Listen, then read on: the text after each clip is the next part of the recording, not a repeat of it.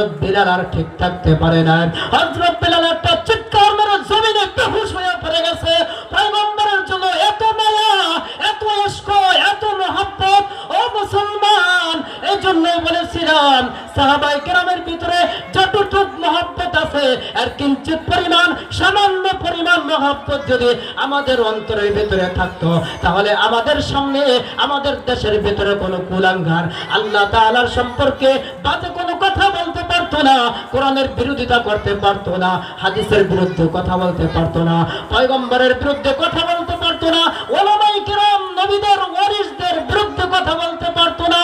ও মুসলমান, এরকম আল্লাহর রাসূলের মহব্বত যদি কোনো ব্যক্তির ভিতরে থাকে, রাসূলের মহব্বত দ্বারা যদি তার অন্তরটা ভরপুর হয়ে যায়, তাহলে এই ব্যক্তি নিজের বাবাকে কেউ মারবে সহ্য করতে পারে, নিজের মাকে কেউ মারবে সহ্য করতে পারে, কিন্তু আল্লাহর পয়গম্বর নবী মুহাম্মদুর রাসূলুল্লাহ, বিশ্ব নবী নবী মুহাম্মদুর রাসূলুল্লাহ, সাইয়্যিদুল মুরসালিন, সাইয়্যিদুশ শাফাতাইন, সাইয়্যিদুল ইমামুল মুরসালিন হযরত নবী করিম সাল্লাল্লাহু আলাইহি ওয়াসাল্লামের বিরুদ্ধে যদি কেউ কথা বলে, কোরআনের বিরুদ্ধে যদি কেউ কথা বলে, মাদ্রাসার বিরুদ্ধে যদি কেউ কথা বলে, মসজিদের বিরুদ্ধে যদি কেউ কথা বলে, মুসলমানদের ভিতরে, মুসলমানদের দিকে তাকায়া কেউ যদি চক্ষু লাল করে তাকায়, তাহলে ঈমানি জজবাওয়ালা পয়গম্বরের উম্মতেরা তার লাল চক্ষু উপড়ে ফেলবে। ঠিক কিনা বলেন? এজন্য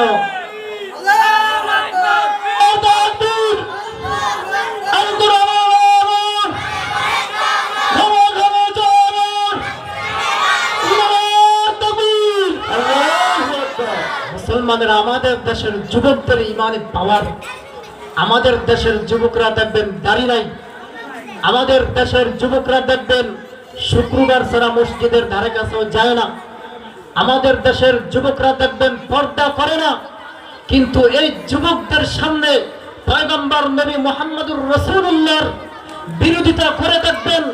এই যুবকদের সামনে কেউ যদি আল্লাহর বিরুদ্ধে কথা বলে, মুসলমানদের বিরুদ্ধে কথা বলে, পয়গম্বরের বিরুদ্ধে কথা বলে, যে যুবকটা মসজিদে যায় না, যে যুবকটার গালে দাড়ি নাই, এই যুবকটা তাকে সাথ দেবে না। ঠিক কি বলেন? আমার দেশের মুসলমানদের ইমানি পাওয়ার আছে, মুসলমানদের ইমানি পাওয়ার হলো সবথেকে বড় পাওয়ার।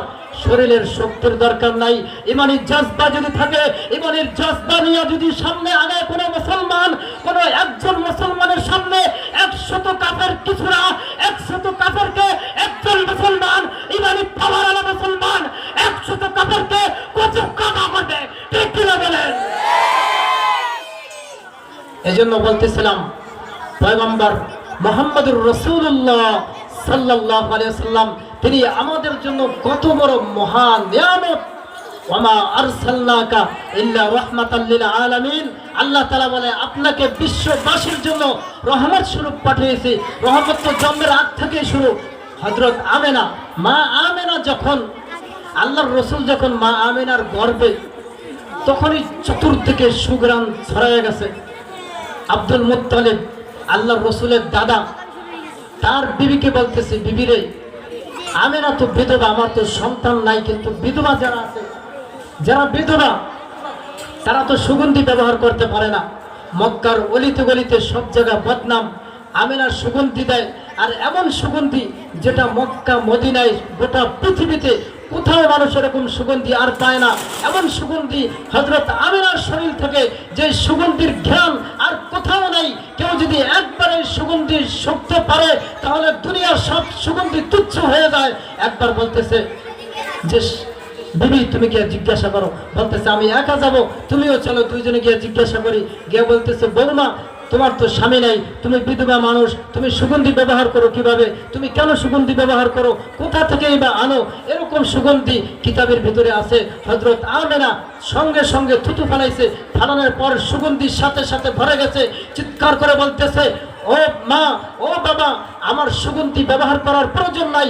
যেদিন থেকে আল্লাহ তাআলা আমার গর্ভে আমার সন্তান দান করেছে, ওই দিন থেকে আমার সুগন্ধির প্রয়োজন নাই। আমি থুতু ফালাই, সেখানেও সুগন্ধি, আমি গোসলখানা ঢুকি, সেখানেও সুগন্ধি, সুগন্ধি আর সুগন্ধি গোটা পৃথিবী ছড়িয়ে গেছে। সুবহানাল্লাহ।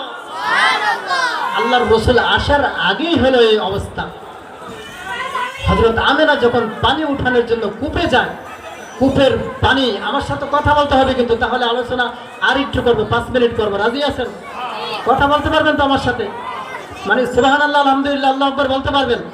হ্যাঁ যুবক ভাইরা রেডি? তাহলে একবার একটু আমরা একটু শরীর টান টান দিই, একটু আল্লাহু আকবার বলে দেখি ইমানের জজবা কেমন আছে। নারে তাকবীর, নারে তাকবীর, আল্লাহু আকবার। আল কোরআনের আলো, আল কোরআনের আলো, আজকের মাহফিল সফল হোক, সফল হোক। আজকের মাহফিল নারে তাকবীর, আল্লাহু আকবার। যেটা বলতেছিলাম, পয়গম্বরের মুজিজা তো আজ থেকে শুরু হয়ে গেছে। মা আমেনা পানি উঠানোর জন্য কূপে যায়, কূপের পানিগুলা উতরায়া উপরে উঠতে আর দেরি করে না। কি বলবেন? সুবহানাল্লাহ বলে কোন জায়গায় সুবহানাল্লাহ বলতে হয়? আশ্চর্য কোনো বিষয় শুনলে সুবহানাল্লাহ আমরা বলবো। মা আমেনা যখন পানি আনার জন্য যায়, পানিগুলো কূপের উপরে উঠে যায়। মা আমেনা তিনি পানি আনতে যায়, এলাকার মহিলারা, এলাকার মেয়েরা বলে, এ আমেনা তুমি পানি নিও না বোন, তুমি এখানে দাঁড়াও, তুমি যদি চলে যাও পানি নিয়ে, পানিও নিচে চলে যায়, তুমি দাঁড়াও, আমরা আমাদের কলসগুলো ভরি, তোমারটাও ভরবো, শুধু ভরবো না তোমার বাসায় পৌঁছে দেবো, কিন্তু তুমি এখান থেকে যাবা না। এটা হলো পয়গম্বরের মুজিজা।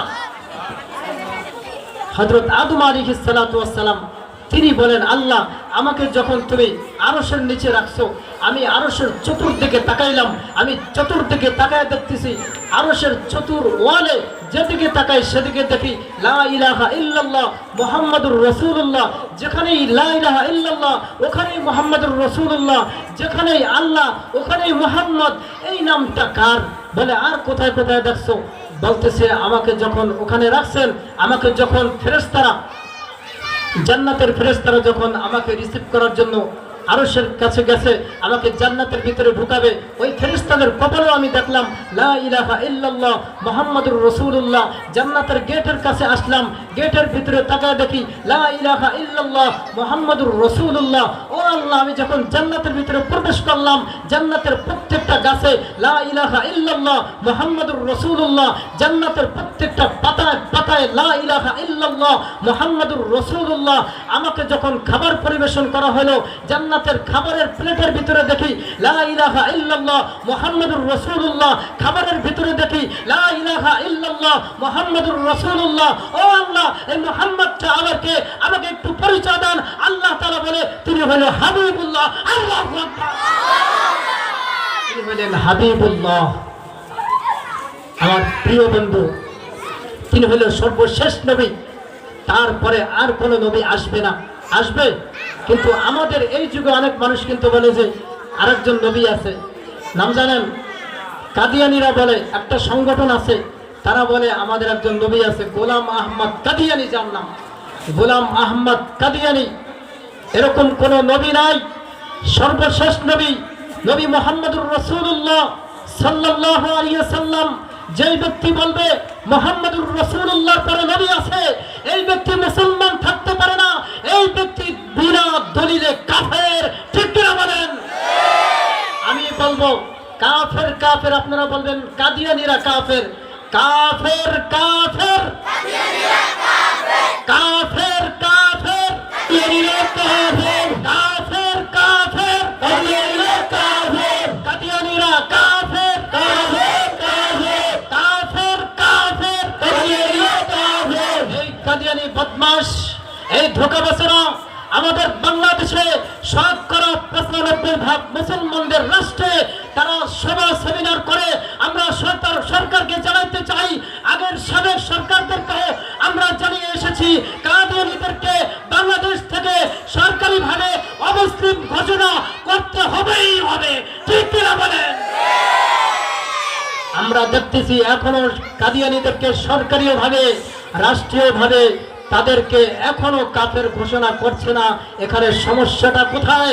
আমরা যেখানে শতকরা 95% মুসলমানদের ইমানি দাবি, এই বাংলার জমিনে মুসলমানদের জমিনে কোনো কাদিয়ানীদের ঠাঁই নাই, কোনো কাদিয়ানী, কোনো নাস্তিক এখানে যদি তারা থাকতে চায় কাফের পরিচয় থাকতে পারবে।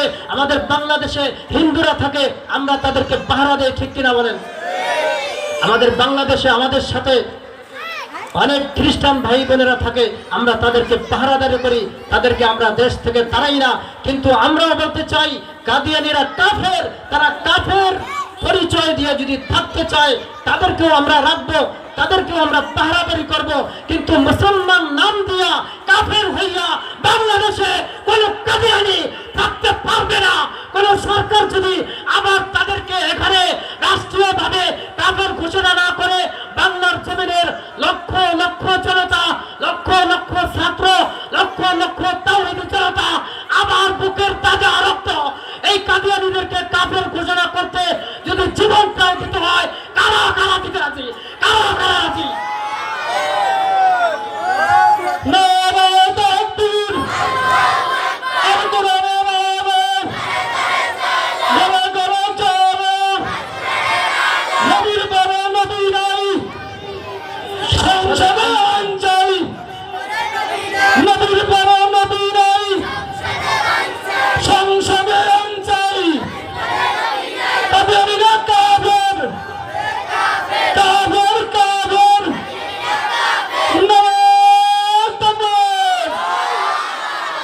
পয়গম্বর মুহাম্মদুর রাসূলুল্লাহ সাল্লাল্লাহু আলাইহি ওয়াসাল্লাম কত বড় নিয়ামত শুনেন।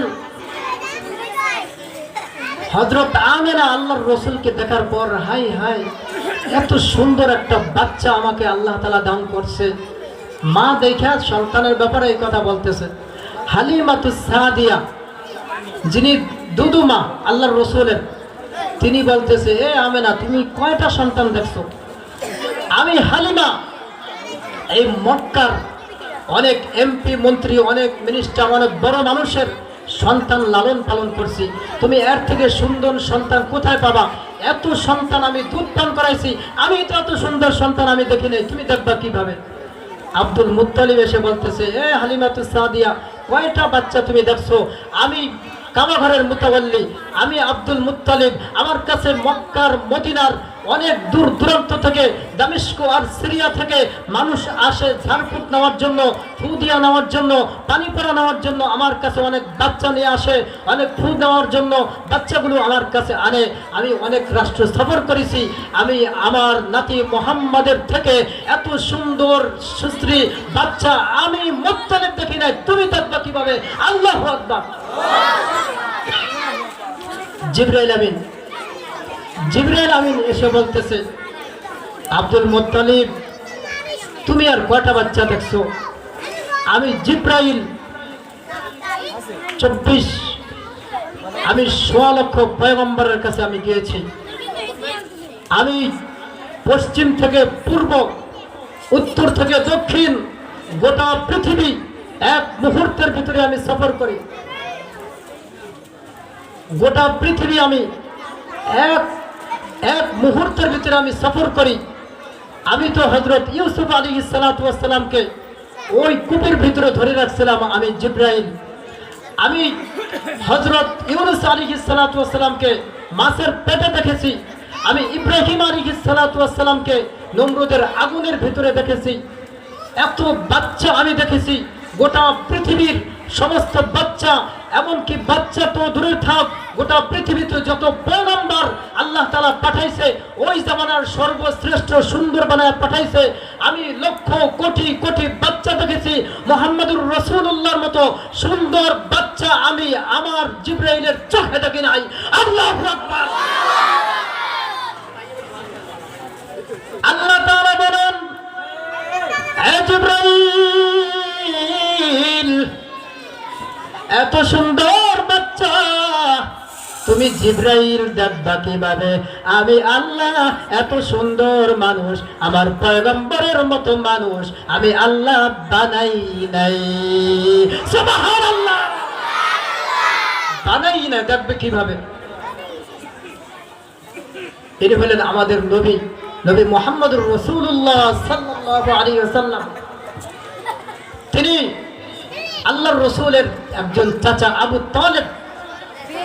আবু তালেব যিনি কাফের, মুসলমান না, আপনারা সবাই জানেন। আবু তালেব আল্লাহর রাসূলকে বলতেছে, ভাতিজা তুমি জন্মের পর যা অলৌকিক কিছু দেখেছি।